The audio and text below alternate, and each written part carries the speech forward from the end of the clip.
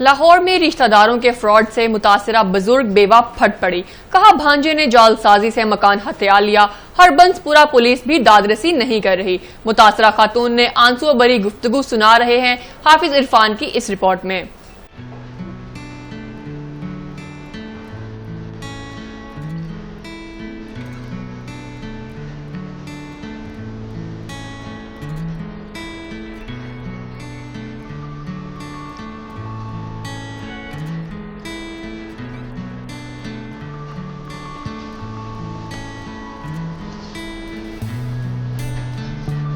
Sir ਅਸੀਂ थाने जाने तो उत्थे साडी कोई सुनाई नहीं होंदी। वो कहंदे ने जी तुसीं तुहाडे कोल डॉक्यूमेंट ही कोई नहीं है। डॉक्यूमेंट तो सारे उहदे कोल ने, इमरान दे कोल, तुसीं चले जाओ।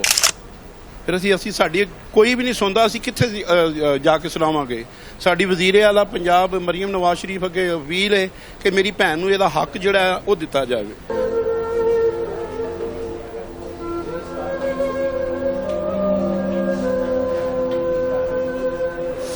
सर इमरान ने मेरे नाल बहुत धोखा किया है। इमरान ने मेरा मकान मका दिता है। इमरान ने ते मैनू सड़क दे उत्ते रोल दिता है। मैनू सारा 31 लाख रुपया दे के 37 लाख रुपया दे के ते बाकी पैसे ने सारे हड़प किते ने वो दिता जाए। और अपना उन्होंने इन्हां दा इक्को ही बेटा है दुनिया ते, और भी इन्होंने नशे ते ला के ते पैसा जिहड़ा ना हड़प, माँ जिहड़ी है पुत्र नशा करके मर जाएगा तो माँ जिहड़ी है रो रो के मर जाएगी तो पैसा सारा मैं हड़प कर लवां। दूसरा पहले सब तो पहले असी मैडिकल हाउसिंग स्कीम कार सी साडा, उतों साडा मकान इन्हें वकवा के ते सानू इत्थे अपने कोल लैके आया। जिस वक्त इत्थे लैके आया ना ते सानू उस वक्त कहंदा मेरे नाल मोढा लाओ ते मेरे नाल ना कारोबार करो। 12,70,000 रुपया, 6 लाख एक बारी लैके आया, 670 एक बारी लैके आया साडे कोल। मकान बनदे दे विच असीं इत्थे आके ते मकान शुरू कर लिया सी बनाना। मकान बनदे दे विच इहने 6,70,000 रुपया साडे कोलों लैके आया। फिर उस तो बाद मकानदार आवाजारी बन गई है। मेरा बेटा कहंदा सी कि अम्मी मकान दी आवाजारी खत्म होवेगी।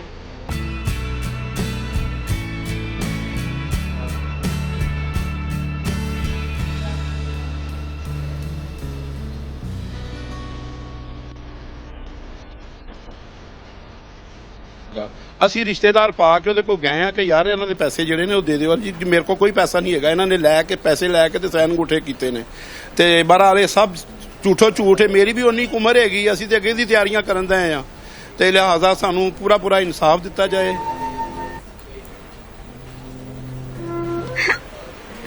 मकान की आवाजारी खत्म होगी तो फिर असी कारोबार दा शुरू करांगे। लेकिन ना इन्हें मकान दे पैसे पूरे दिते ने ते ना इन्हें कारोबार दे पैसे दिते ने।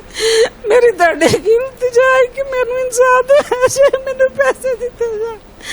मैनू मालिक जदे मैं किराए ते खज्जल होनी है भी मेरा ते किराएदारा ने मैनू जवाब दे दिता है कि तुसी अगले महीने मकान खाली करते हो। मैं और भी बड़े मिन्नत ले कीते ने कि मेरा मैनू ना जिन्नी देर मेरा मकान नहीं खरीदिया जाता पिया उन्नी देर तक मैनू इत्थे रहन दिओ।